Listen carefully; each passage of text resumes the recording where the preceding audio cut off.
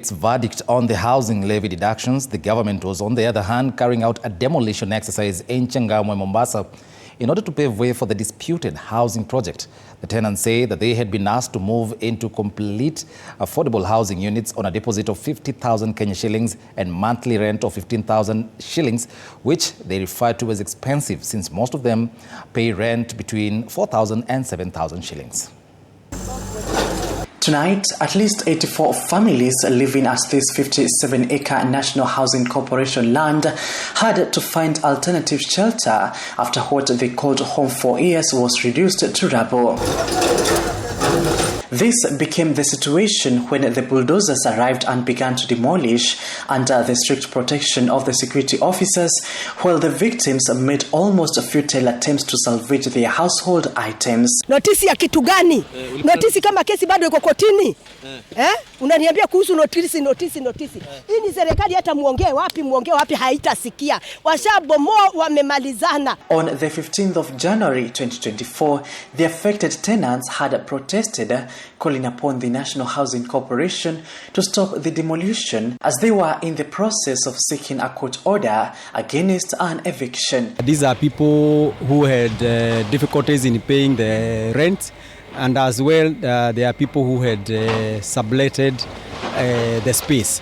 So we tried to ask them to come to office, urge them to come to office to regularize their tenancy. They refused.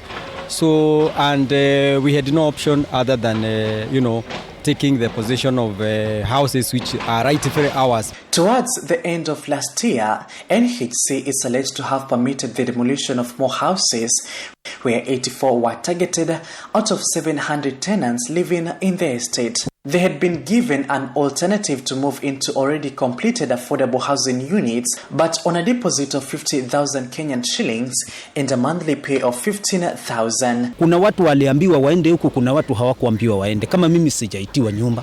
Unaona? Alafu cha pili, hizi nyumba unatoa deposit 51,000, rent 15,000. Sasa kutoka 7,500 paka 15,000. They would therefore claim that new arrangement was too expensive when most of them paid rent between 4,000 Kenyan shillings and 7,000. Hiyo utaweza vipi? Yule anaweza ni sawa, yule hawezi. Lazima angaliwe maisha na yeye anaweza kupelekwa wapi.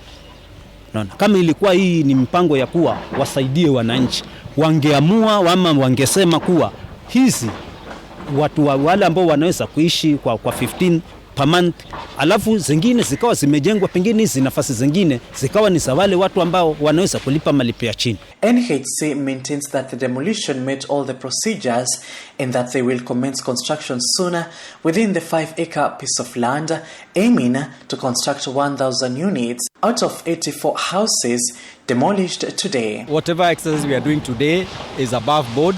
We are not doing it at night. We are doing it in the broad daylight because we are doing the right thing. 5 acres, we have 84 units. So out of those 5 acres, we are already starting with the 2.1 acre. And those 2.1 acre, we are going to do 100 units. Paul Munio, TV 47, Mombasa.